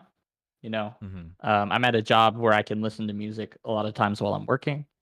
So that's I may have nice. listened to thousands of hours of Genesis music in this past 5 years, just soaking it in. What can this chip do? What does it do well? What does it not do well? Taking up emulators and bringing up, there's really great debug options to see like what the sound chip's actually doing. All the tricks they use. You're only limited to 6 channels, so what do you use those 6 channels for, and all that kind of stuff. So again, a lot of research to try to get that the strengths of the Sega Genesis sound chip. And I think the advantage that we had, I didn't compose all of the music, I did most of it, but we had wonderful composers like John Tay and DV2 help out as well. The advantage that we have is that actual Genesis composers were figuring it out still. But we have the entire library of the Sega Genesis Yeah. and the homebrew stuff that's continued afterwards to look at and use that years and years of knowledge to our advantage to try to make the best use of the Sega Genesis sound chip the way we can. And in my opinion, Rise Star as a late Genesis game that came out, I think the Saturn may have already been out by that point or was about to come out. It was around that time, yeah. Yeah, so there were pros by that time. Especially You can actually Sonic get Team, yeah, 100%. Yeah, you could. Rise Star does this thing where it actually gets 2 sort of samples to play at the same time. Traditionally, only drums are sampled, but you have that one level in Rise Star where there's both drums and voice at the same time, and that's just witchcraft. I don't even know how they did that, but that's absolutely incredible. So Rystar was a giant influence there of like studying that. There's another Rystar reference at the start of Robotnik, our version of Robotnik Winter Zone, directly references the planet Freon from Rystar as well. The little bell at the start. It's just sped up. If you go back and listen to it, I'm sure you can probably hear it. I'm gonna give that a listen to. I'll be honest, like that's one of the spots where I did find my one of two glitches in that game. Oh no. Still working on bugs. No, I know you promise. are. I know you are. Like this is an incredible effort. Like I'm much less forgiving on Sega releasing Origins the way they did, or Colors before that, as opposed to like a fan game made by a small team. You just put it out. Yeah, I watched it. Love it.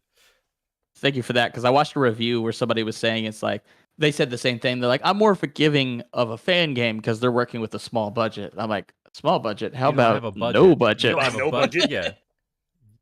Oh my god. 100%. That's insane.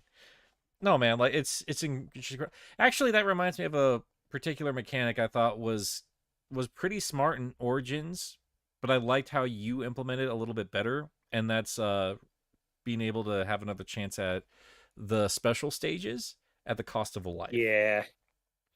So I actually have to give credit to Sonic Time Twisted for that. That's where that idea came from. Okay, interesting. So that's been around for a few years, 2 years at this point then.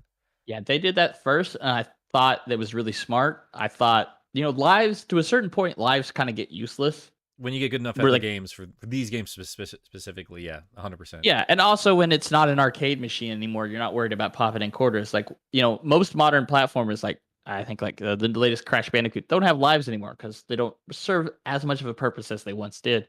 So that's the cool thing that I thought Time Twisted did that was really smart, was giving lives more, give you more of an incentive to collect 1-ups, and lives is the cost of using them as a currency for try out the special stage. So I'm glad to hear that y'all enjoyed that as well.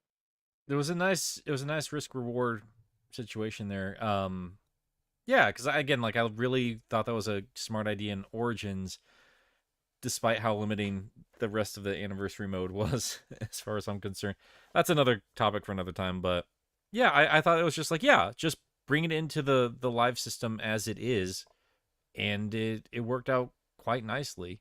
Because I think lives were still, I mean, my first playthrough of that game, there's always going to be like a risk I'm going to game over if I don't know the layout, but I rolled through it without too much issue. But yeah, Special Stage 4, that was starting to give me a bit of grief there, and I was starting to sweat. What's interesting is everyone seems to have their own special stage that's the one that gets them. It hasn't been anyone consistent for me, so if it was 1, I might consider balancing it. But everyone's been like, dude, 3 is terrible. What are you doing? And then the other ones are like, nah, man, 5 is the one that sucks. It's just I was gonna say, that's why I'm holding off, because until I need to play more of this. But by the time I got to 4, it took me about 3-4 tries to get through that. But I was like, oh, he's getting mean. Oh no, what's 5 and 6 gonna be? Would you believe that I was afraid that special stages were going to be too easy and going to be criticized for being too easy? No, I don't. I think you're a liar. I think you're lying to my face right now. Are you kidding me? No, dude, that shows you a huge challenge of game development that a lot of people don't realize, is when you're playing your game and you're testing it constantly over and over, you lose perspective really quick. I've heard and you that. become a pro at your own game. I've heard that. That is so I'm sitting there going this is baby level difficult, because I know I made it. I know the insides and out. I have everything. I have the precognition. I know to turn on that corner because I know what's around the corner, because I'm the guy that put it there, right? So that really skews your perspective and stuff. So I was so scared that they were going to be too easy. And if anything, it's the opposite, probably. Well, they're not. Sure as hell not. Yeah, they're definitely not too easy, but they feel good though. That's the biggest thing for me, is that they feel good. When I was playing, there were people in my chat that were like, "Oh my god, these special stages are such an improvement over what was in the original." And I was like, "Yeah, no. The idea that the plot is that you're trying to deal with Knack getting emeralds with you, and in the special stage you're literally just fighting him to get an emerald. No, this is perfect. I love this." I love that he's a constant problem through the whole game too. Like he's just Yes. I forgot he was in the original game when I was playing through it last night. Like, yeah, that was something that was important to me. Is like, if this is Sonic Triple Trouble, then I want all three troubles troubling you throughout the game. You know. yeah, and a lot of those ideas, which I was even as a kid, like I was playing through and I was like, I'm remembering why I didn't like the Game Gear games as a kid. 'Cause I did love all these ideas, and I was excited to see Triple Trouble bring in a brand new character, bring back my boy Knuckles, and the little I remembered, I love the idea of giant versions of Badniks as end level bosses. And just playing through it last night, I was just like, this fucking thing. I forgot Knack was in the game, and then I ran into him, and he was sleeping on the last level. Sleeping on the job. Yeah, so those special stages are just 2D regular levels in the original game, where there's sort of the precedent in classic Sonic that the special stages are always some sort of 3D thing that's sort of different, right? Mm-hmm. Yeah. So I was thinking the logical progression. Have you guys ever heard of a game called Panorama Cotton? Yeah.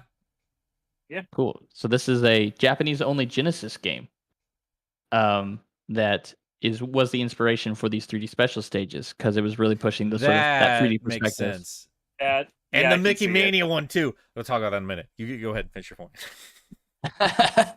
But yeah, so that was the idea, was making trying to keep that 3D thing, but then that sort of left us with, well, there's sort of that aesthetic and those special stages from the original game special stages. Do those go unused, or what happened? So I'm just curious if anyone has stumbled across them yet, and that secret, or am I giving too much away?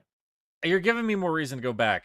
Like, I'm excited to, like, when we're done with this, I'm probably gonna go back and play more of this. I got more things to get done today, but I'm playing more of this game tonight. There's no two ways around it. I'm excited to play a Sonic game again, and it just warms my heart, man. That's good. And yes, Warms Mickey the Mania. cockles of your heart. Panorama Cotton. I don't know why we were talking about the special stages this long, and that would have been like the one spot where I've been like, how did you pull that off? But yeah, Panorama Cotton. That is, wow. Deep cut. That is, Deep it's cut. not a deep. It's not even just a deep cut. Like, that game is a technical wonder for what it did, considering the It's Genesis. insane. But yeah, also the snowboarding section too. Like, that was like the only game I can think of that had anything like that was like Mickey Mania. Mickey Mania, as well as the Lion King on Sega Genesis. Had something similar. Yes, that's right. Thank you. An indie game called Beard Blade that's really good if you guys haven't played. That came out recently. I'm gonna check that out too. That's yeah. So I was just like, I want something like that, because there's that feel of. What's funny is how many times, I talked about how strict we stuck to the Sega Genesis limit, is how many times people came to me and would say, like, shake their finger, be like, that's not possible on the Genesis. That couldn't, like, they're trying to, like, limit it and stuff. I'm like, if you, like, look at Genesis developers at the time, they were trying to push against those limits as much as they possibly could. They were trying to show off, like, cool effects and stuff. I mean, just look at the Adventures of Batman and Robin, right? Yeah. So that's what I wanted to do, is get Yeah. that spirit.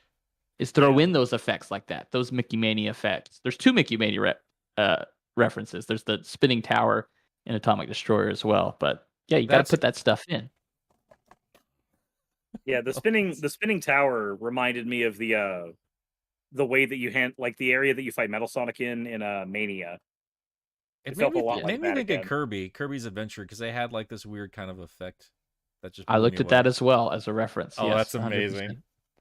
Oh man, I'm having so much fun. This is great. Oh, I love this game. Oh man. Well, yes, I'm glad you guys are picking up on the non-Sonic references too, because it's a mix of just a lot of games I like from that era and that time as well. So awesome. The Metroid, Kirby, all of it. Wayne and I were literally joking before we got on here about, like, I forgot what it was, but I was just so excited to talk with Wayne because, like, you've played other things outside of Sonic. Oh my god. Heck yeah. Oh man, that was something special about the 16-bit era, and I guess Kirby's Adventures, like, that's a tail end. That the 16-bit systems were out at that point, but like, it was just like hints of graphical, just tricks and stuff like that. Like, before we got to full on 3D, we can have whatever we want in video games. Like it was just cool to see those little effects just randomly pop up in video games. Sonic was always just a showcase of that with the special stages, of course, but yeah, like Kirby or Mickey or something where you're just playing through the game and then suddenly you're in a new perspective with the level, and it just even today there's something it's just admirable. exciting about it. Yeah. Some admirable about knowing what the limits are and seeing people push up against those. Because now it feels like with games, obviously you can't, but you kind of feel like you can do anything. Yeah. Right. And so when you know that you can't and you see people do the impossible, it just makes you kind of go like, wow, that's really special, you know? And you see that a lot with late console cycle games, which is what this game in my mind hypothetically was. This is the Sonic Genesis game from 95 that never came out. So what would that look like? It's got to use those effects. I miss the days where we had those limitations because games were able to wow a lot more than based solely on the fact that people got away with stuff. Like Nick, me and you were talking about God of War 2 when we were playing this, and like how as a late PS2 game, that game was doing things that you were seeing done on the PS3 and 360, but they were being handled on the PS2, which was like the weakest of that console cycle. And yet it was handling all of it just fine. You're just like, oh my god, this was what this console could have been doing this whole time. Yeah, the sense of scale in the game was incredible, but yeah. That's what I spoke about earlier when I was like that limitations sometimes force you to make decisions and things that you couldn't have done normally. Yeah. So yes, we do miss those limitations in a certain way. Art thrives Like- within its boundaries. I had somebody... 100%. You go ahead, Wayne. Like Xenoblade Chronicles running on the Wii somehow. Yep. No, but I was thinking of somebody left a comment on my Klonoa video recently because I'd made some mention about like, well, maybe they didn't want to bring back the original graphical design of the first game or put it in as a unlockable or something just because like maybe a modern fan base would find it ugly. But somebody was just like, yeah, but I kind of judge things on like what the hardware can pull off. And I was like, I think a lot of gamers actually do that more often than we don't. I don't think it's just an age thing. I still think anyone that cares about the craft will go to a PlayStation and understand what it can do and appreciate what it can do. And when it sees it excel, or they see the developers like they found some workarounds or did something really clever with, these mechanics, or not mechanics, but just what they had in terms of tools, I still think it shines in its own unique way. Yeah, or maybe I don't actually like to use the term. I don't like to use the term that a game like aged poorly or anything. I try to avoid that because to me, in my mind, I'm like, what was happening at the time? Because that's all we can expect out of it, right? Yeah. If it was doing what was impressive on a PS2 during the PS2 era, who cares if it doesn't look like a PS4? Like that's, to me, the context is very important. Yeah, I agree. That's why I get super just flustery anytime Pup starts talking about Super Mario 64 or something like that. Just no. Let's knock it off. That game changed the world. It changed the world, and it's impressive that it still is playable today. Like, just Yes. I'm not hearing it. Not hearing anything against that game. So even if it was a chore to play today, I don't think it is. It's that not. game did everything it could have done right. Yeah. And there's a quote from one of the Hauser brothers, who are the main people in charge of Rockstar. He said, anyone that makes 3D games and thinks they don't owe anything to Mario 64 is either stupid or lying. I love that quote. No, 100%. Yeah, that's why I don't really do the Sonic Adventure Mario 64 comparisons. It just gets embarrassing after a little while. I still think that game's amazing. I don't care what anybody says. We could probably get into a whole discussion about the actual quality of Sonic Adventure 1 and 2 as opposed to how people talk about it today. But yeah, let's not, because I love those games to death, and I really don't care what anyone else thinks. I respect that. I think everybody at this table loves these games. It's just like it comes down to, okay, but which one do you like more than the other? Because that's what the conversation always. Who's your favorite of all of your children? Choose now. Yeah. Yeah, with like Sonic Adventure 2 and stuff, people coming to me like, I'm like, I love that game. It's one of my favorite games. They're like, yeah, but what about these flaws? I'm like, oh, I know. You don't think I know that? That's the other thing too, right? Like, I don't think people understand that about some of these games that came out of the day. Like, we knew they were there back then. That's how they improved from there, because we noticed that shit back then. Like, yes, We know there are flaws. This isn't a 20-year-old discovery. I promise you, we knew. Yeah. Like we knew then, we know now. We enjoyed the game then, we enjoy it now. We just enjoy it with more ability to retrospect now, but that doesn't make us enjoy it less. Yeah, and I understand maybe it may not hold us up well to new people because it's a new game. But listen, I fell in love with that game when it was still young and skinny. But now, sure, maybe it looks a little fat and flabby, but it's the heart that I fell in love with, and that heart is still there. Eggman's balding a little bit, but he still looks great. That's right. Oh, I offended Pup, and I'm not going to read a single word he said, because that's not what you said, you baby. It's kind of what he said. No, he said it's historically fun to play. Pup, you little gremlin. Like, you never talk like it's my personal opinion. That man has literally said that the game doesn't hold up. Yeah, I'm not hearing it. I'm not hearing it, in those Pup. exact words. You can yell at me about it next week when you come back from space. Hope you're safe up there. All right, well, guys, you know he's gonna end up falling into your backyard, right? I mean, yeah. Oh, that's exciting. I'm working on his room this month. I'm so excited. I've got little party plates ready for him. Oh my god. But yeah, gentlemen, Yeah. I don't really have anything else to gush about in terms of the game. Noah, before we get into the super chats and some of the questions that we have here, is there anything you kind of wanted to dive into a little bit more, since it's just kind of been mostly me just yelling at you about how much I love this game? Cool. I guess the only other thing I would say is to anyone that wants to make a fan game or make a game at all is learn this big takeaway that I had from the experience. To know that the skill set of creating things and the skill set of finishing things are two different ones. And that's the mistake I think a lot of people make, is they get really good at the creation thing. They're a really good artist, they're a really good musician, but that editorial side of finishing things is a separate skill set. It is. And you have to get good at that in order to actually finish the game. Because I think that might be one of the things I am most proud of, even if the game was kind of bad, is that it got finished, right? Yeah, 100%. Because they never get finished. But I finished it. I did what I was going to do. I achieved my goal. I'm now in the post-release phase. I can turn that page on the book, and I'm like, heck yeah. There you go. That's what I would say. Know the difference. No, that makes sense. The people trying to anybody can start a project, and you can build something great, and then be like, it's in patch 1.5 point. It'll be done eventually, maybe.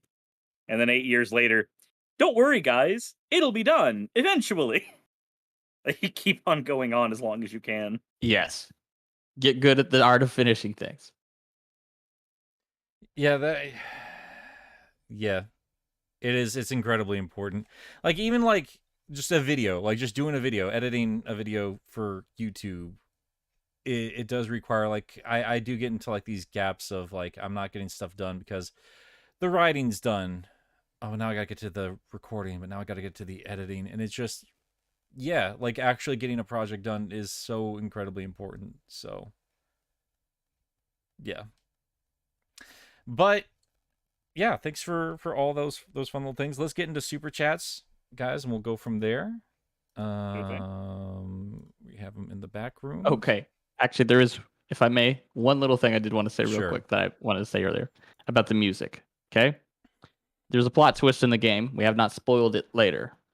But knowing the plot twist that you do now, I love a good plot twist when it's been in front of you the whole time, is listen to the boss fight music of Knuckles and listen to a melody in there and know that it's the melody, that's a certain melody that's been inverted. It's the same melody, but instead of going down the scale, it's going up the scale. And even if you're not a musician, just go back and listen to it, knowing the plot twist, and you can hear that the reference was teased at you the whole time. I have to go back and listen to that. Cool. That's my tease. I'm excited to go back and pick this apart here. All right, so let's head over to the mailbag here, and I'll go ahead and start us off here. Noah, did you want to read any of these? Oh, I haven't been looking. I'm sorry. No, it's all good, because usually what we do is we just kind of go around the table here. So in this case, it'd be me, and then Suris and Wayne. And if you wanted to join in, then you can read one as well. Otherwise, we'll just read them and then direct the questions at you as necessary. Cool. Whatever you Y'all want to do. can just read them. Okay, cool. All right, so first off with Jamal, $2. Happy B Theory Friday, Milk Bro Forever Wall. Thanks to our Paul Jamal. You knew it was coming. Yeah. Suris. Next one we have is from Mr. Krabs. Pup Space Arc, also greeting from Mexico too. Where are you usually Maybe from, Mr. Krabs? That's it. You on an adventure? Good for you, dude. We also got Otis Small with $5. Sorry, Sunset Civilians. Ya boy here. Pup has to go to space until his NIDS is cured. Oh, and he's got SAT NIDS. reference. He's got NIDS. Hopefully, that will be before next Friday. Or, he'll get shot and then... Or maybe he'll be the one sent back to blow up the world. I don't know. Maria. He promises you revenge. How much of that do you think is going to be in Sonic 3? Legitimately.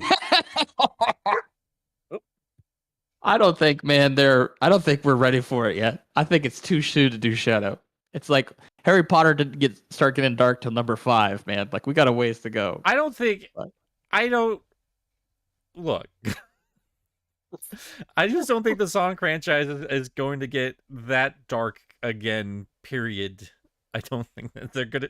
I don't think they're gonna shoot a child. I don't think they're going to shoot a child. I'm standing by that. I want to see her bleed on the screen. Yeah, Suris. Yeah, Suris. I need to see a body. I want my R-rated Sonic game.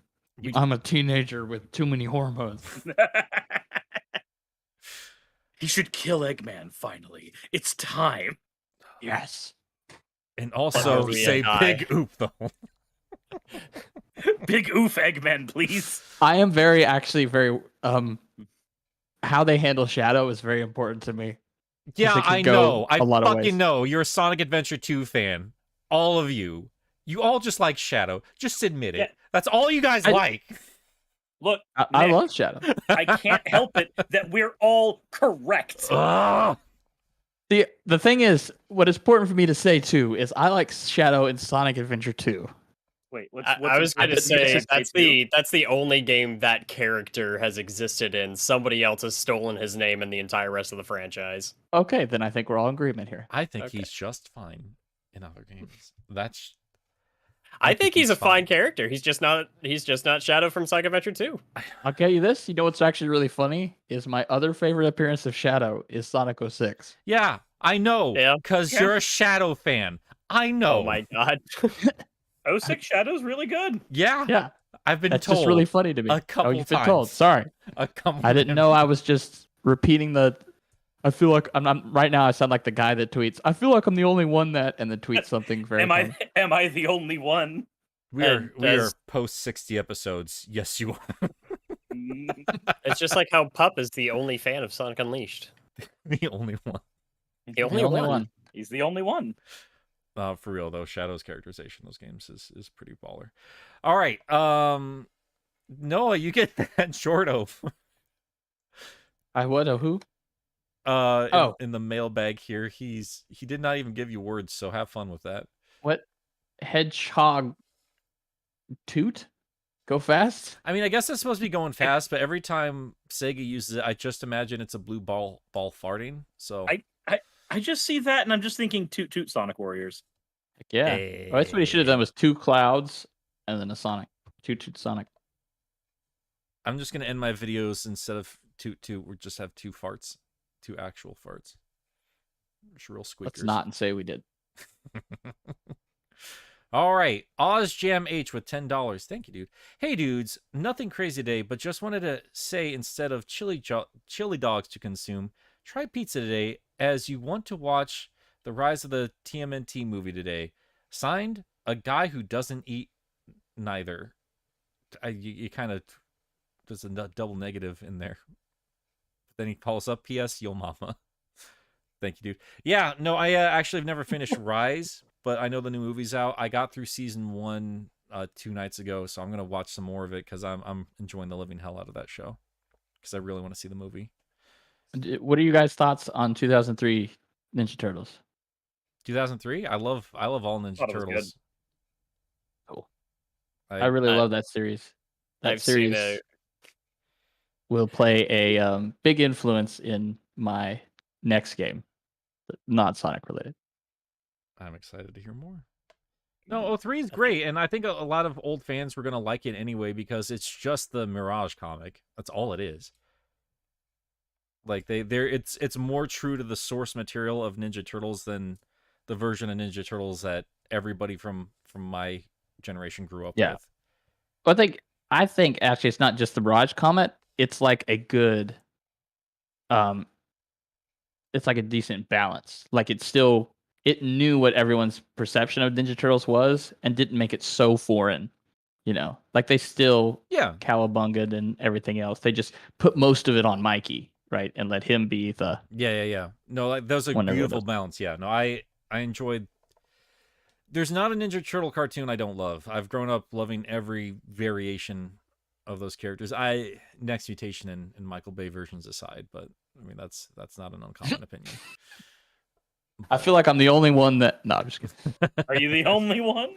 I do literally feel like I'm the only one that likes Venus, so that's just. It's another turtle. How am I not supposed to like that? Anyway, Suris.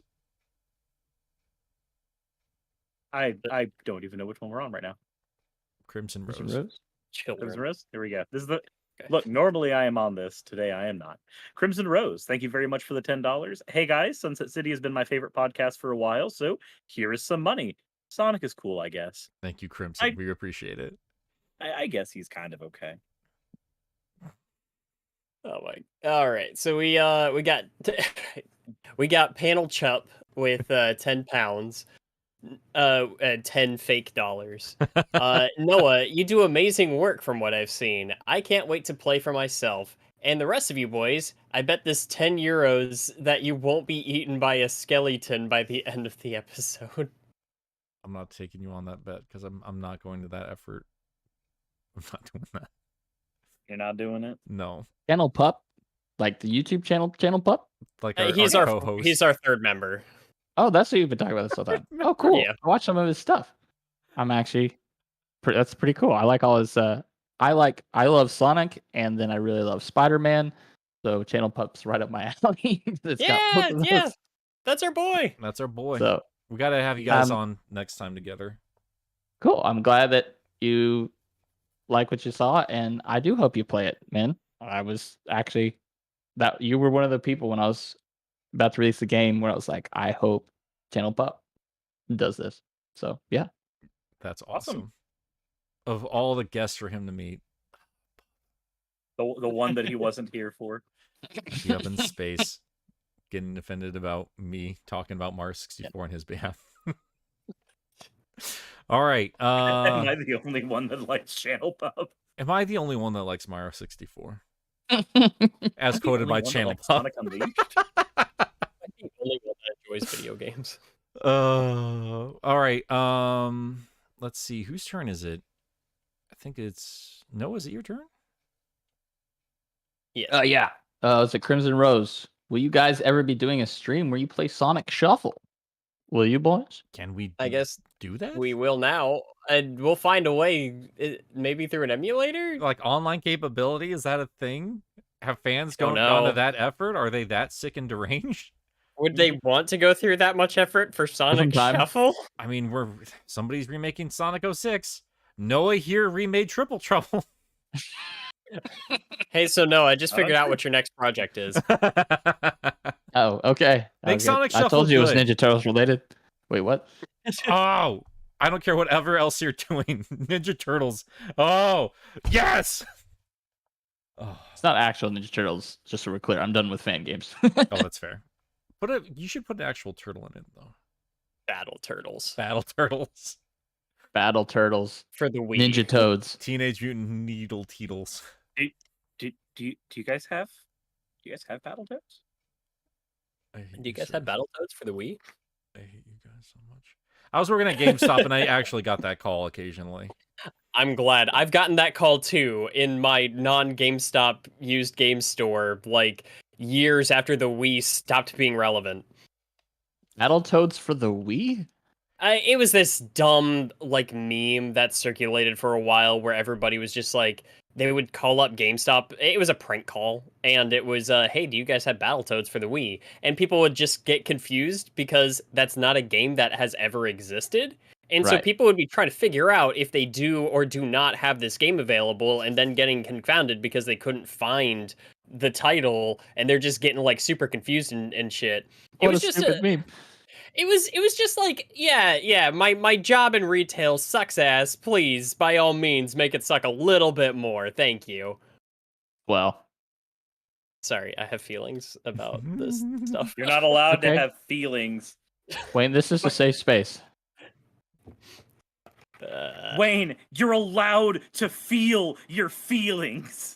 I stopped feeling a long time ago. No. There's my shadow. You should just be that Wawa employee then. Oh no. You're allowed. Anyway, Forgot Nick, I about think that. you're up with Yeah. the next one. With Junior Yeah. Reed, $5. This is a question for Noah. Was Mecha Knuckles from Sonic Advance ever considered for the antagonist role instead of Metal Sonic? I think of when I first started this project in 2017, that may have been something I considered when I was trying to put the puzzle pieces together. Yeah. But you mentioned Metal Sonic. The reason why Metal Sonic plays such a bigger role in my remake is because he is in the original game, right? Where Yeah. Mecha Knuckles wasn't, but Metal Sonic's already there. So again, in that spirit of not conflicting with the original game, he's one of the puzzle pieces that's there. How can we use that puzzle? So I Hope did that answers mention your that question. myself while I was playing the game yesterday, but if you had thrown him in there, like that would have kind of completely ruined the whole point of trying to make this all line up with the other games that are already in there. Because then the reveal of him later in Sonic Advance. I mean, you could explain it away, but it's also just, I don't know. I feel like that would have just kind of been double dipping on that particular idea of using. that was the most common guess and theory I got when people were asking what Knuckles' role was, Right. but which I'm glad I didn't go with it because apparently that was too obvious. I'm glad you didn't either because his design is garbage compared to Metal Sonic. So no, but for real though, Okay. it's I don't know. I'm excited to see him in IDW. But yeah, no, like the more I thought about it, because yeah, that's where my brain went to first. But yeah, like you took such great care of making this make sense in the canon of the mainline games, and Yeah, taking and referencing later Sonic games, right? very So like subtly, Sonic yeah. Heroes. Yeah. No, And like I've had- that's what Suris noticed the very first time we saw that happen. Like Suris, yeah, it was like Sonic Heroes. Right. I couldn't say it the first time because when I encountered it, you hadn't gotten there yet, and I didn't want to spoil it for you. But yeah, as soon as you got the like that point, I was like, oh my god, they brought this in. This is amazing. Right. So the cool thing is that in my mind, with this being the hypothetical 95 Genesis game, it's kind of a weird thing, but it's like, so when that happens in Heroes now, that's not the first time it happened. That's a callback, right? Mm-hmm. Yeah. It also makes things game. a little. It makes things a little strange in terms of like IDW Sonic going forward because that's on the one hand that's a thing that happened in the Sonic OVA. It's an aspect of what that character can do, but then like in IDW they kind of shift that over to his Neo form as like this is when he's able to do this type of stuff. So it's in a weird middle ground between those two things, but I still like it. Like I enjoyed it thoroughly. Glad you thought so. Yeah. The next one we have is from Mr. Terry Chaos. At Crimson Rose, they'll need to do a whole Klonoa stream to recover from that horrific In experience. regards to Sonic Shuffle. Yeah. We also have Troibles Noibles with $4.99. Ask Noah. God damn it! Ask Noah what a sound font is. I'm sure he'll love the question. But for real though, amazing job on Noah and the rest of the team for triple treble 16-bit. Although I guess we kind of already gone over that. I didn't particular ask topic. you. I didn't ask you this, and I've been meaning to, Noah. How many people altogether worked on this? Or is that even a I don't have the comprehensible- count. Yeah. I mean, I don't know. Go to the credits, start counting. Because Yeah. it's, you know, The credits are long, I- man. Yeah. yeah, because there's a lot of people that just helped with like one little thing, right? Mm-hmm. You know what I mean? So it's a lot of people, but like, my main thing was, I think the biggest contribution, because everyone that's a playtester in there, everyone that worked on the comic, I put in there. Like I put everybody in the credits that I could think of. Yeah.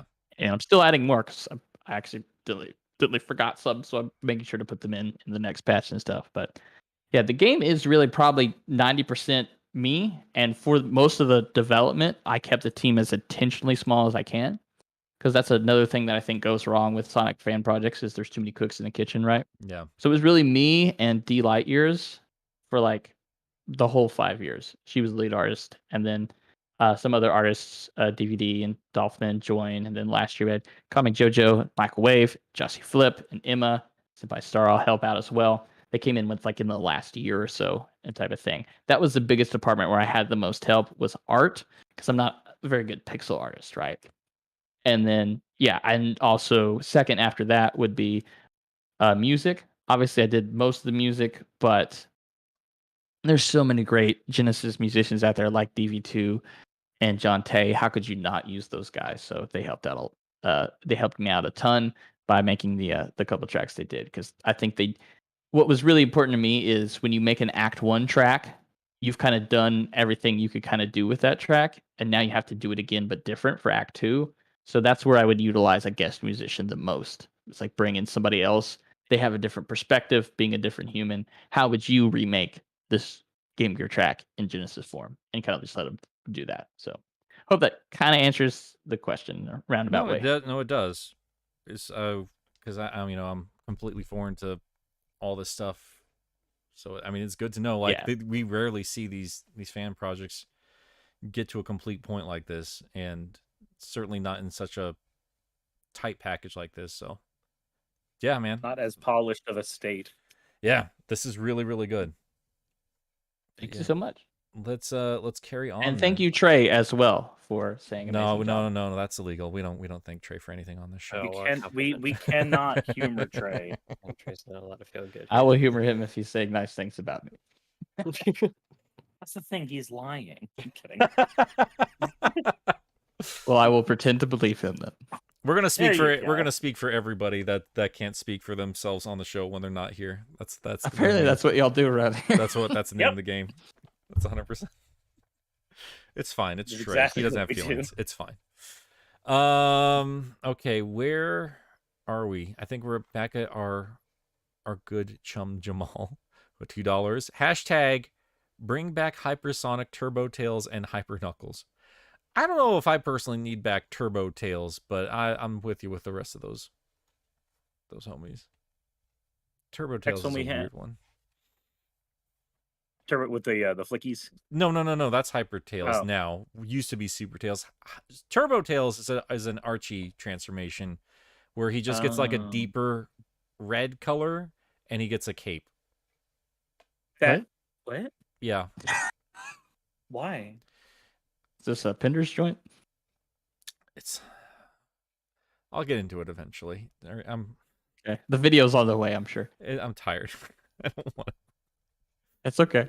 We can move on. Shall we move on? Let's move on. It's okay to be tired. It's okay to hurt Nick. Read the damn thing. Sorry. Sure, I'll read the damn thing. There, I read it.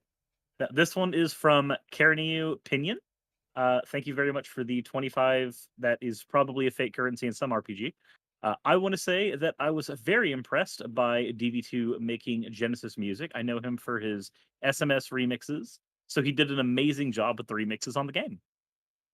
He 100% did. Just the ones that come to my head that he did, I know is like Meta Jungler Act 2.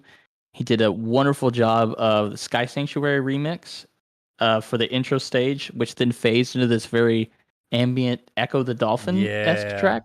Yeah.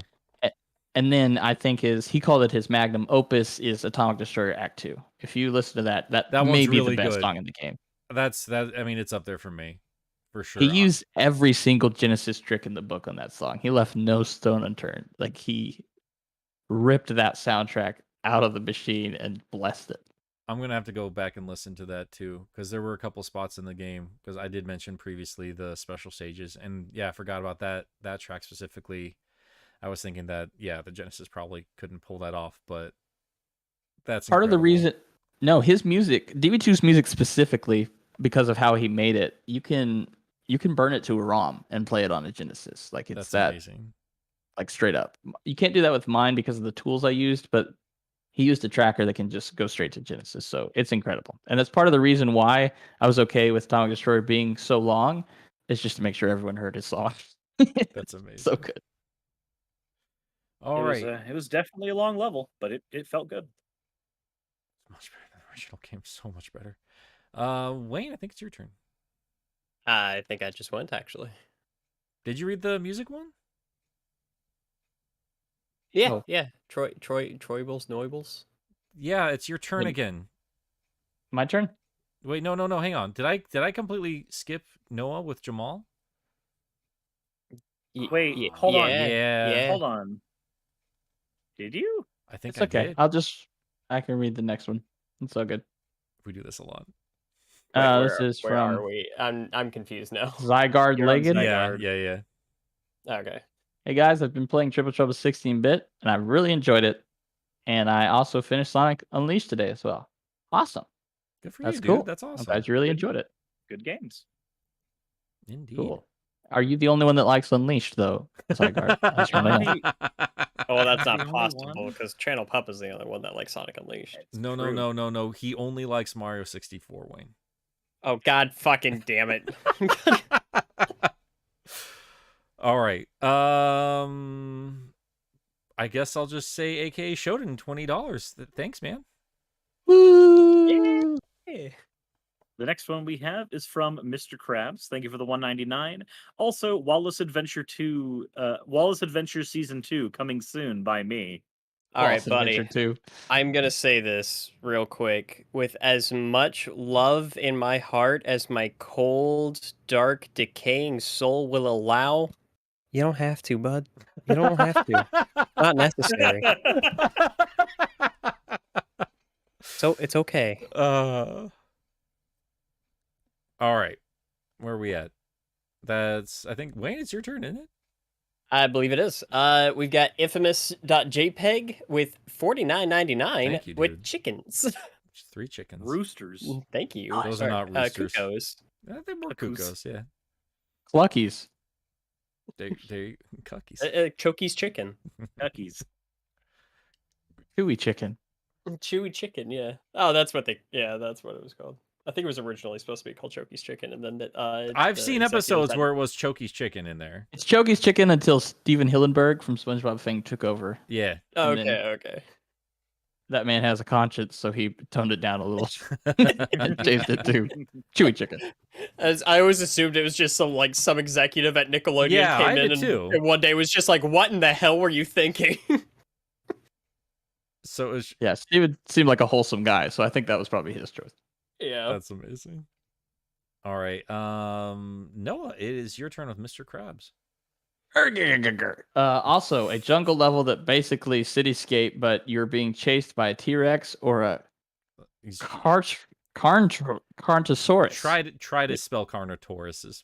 I get what you're saying there, Mr. Krabs. Carnotaurus. What is a Carnotaurus? Dinosaur chase level would be pretty cool. I mean, you got chased by what, Trikes in Secret Rings? Is that right? Dinos all over. It's a jungle. Oh, wait, I know this dinosaur.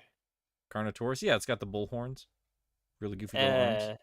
It was in that really bad Disney movie. Yeah. Yeah, that one. Yeah, I Oh, love that yeah. Matt Damon, baby. thing. Got it. Oh, man. All right, King Raikou with 5 Californias. Noah, while you were designing the game's bosses, did you have any new boss battles against Eggman himself in mind that were ultimately scrapped?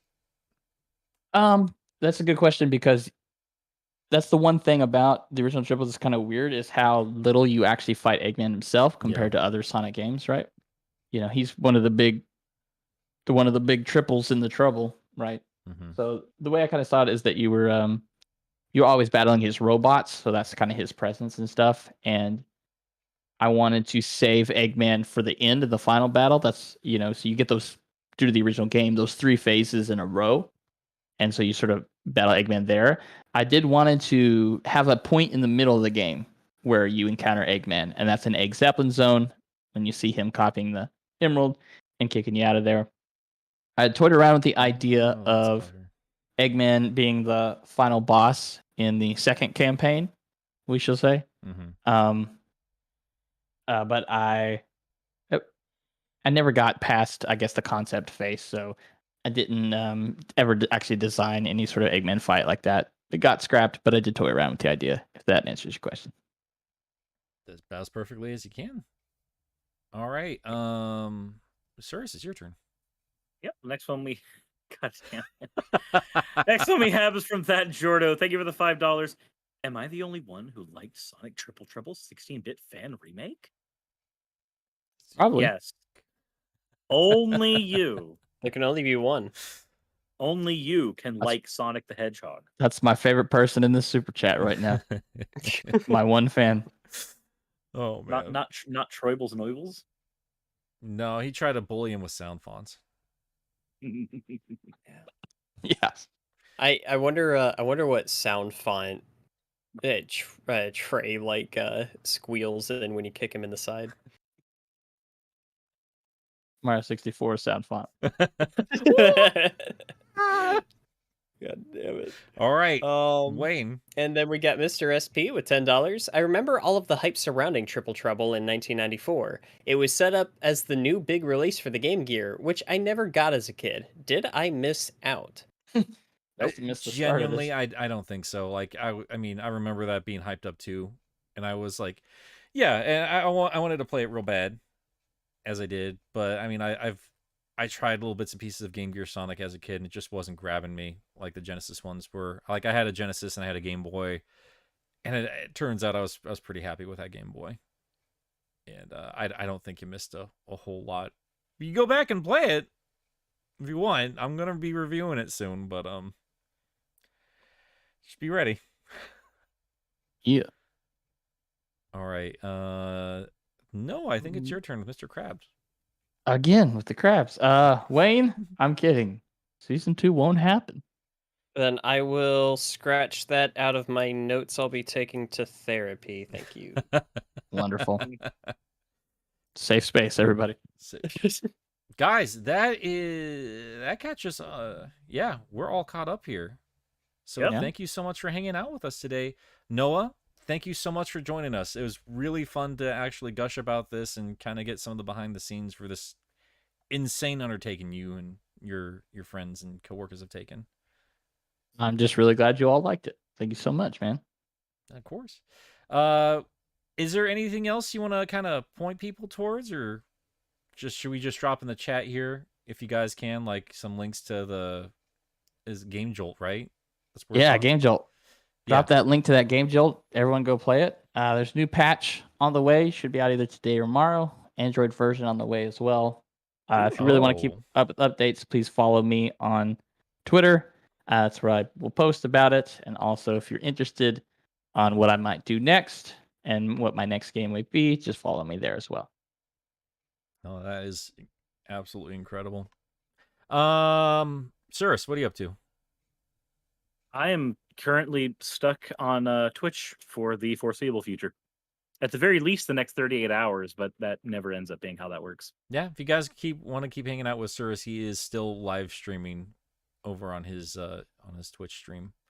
So be sure to head over there to bother him once you're done here. I don't know when I can leave. Wayne. Yeah. What are you doing? My best. Oh, right, on the channel. So I'm working on the Digimon World video, and I'm actually making some progress. I'm closer to the end of that game than I thought I was, but the real meat and potatoes is just going to be like trying to explain to people how that game functions.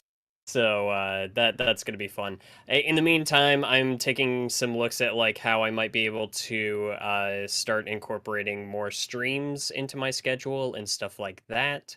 And I'm not entirely sure what I'm going to be streaming, but I'll figure something out. We Oh. believe in you. It's okay. All right. You What? Didn't want to interrupt Nick, your what are you doing? I'm taking a break. I've not worked on anything this past week. I might drop a compilation in a few days, might or might not. But I just got done with 4 videos and threw them all up in the same week.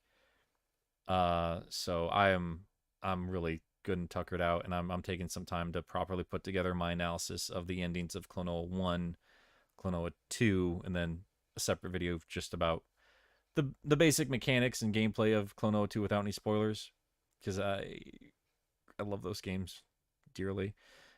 But also, Noah's inspired me to actually get Triple Trouble started sooner rather than later. I want to do a proper deep dive comparison between the original game and what Noah's put together. So I'm feeling inspired to do both Sonic and non-Sonic material. So expect stuff sooner rather than later. But in the meantime, I've got 4 videos that are fresh and piping hot. Go watch them.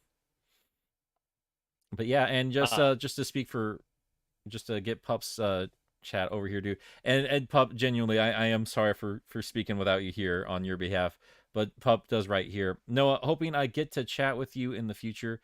It's a crazy coincidence that you watch my content. I'll be more than happy to do a spotlight on your game. Yeah, let's get you guys in the same room. Get you guys talking with each other, Pups. And just a charming, charming boy. Also, Awesome. because he can't plug himself, I'm going to go ahead and throw his Klonoa video in. He did just in put the up chat real quick. a big chunky Clonoa 2 video. So be sure to, and more people need to watch it. yeah, go watch his video. Go play Triple Trouble 16-bit. We've given you guys plenty of stuff to have fun with today. You're welcome. And with all that said, we'll see you guys next time.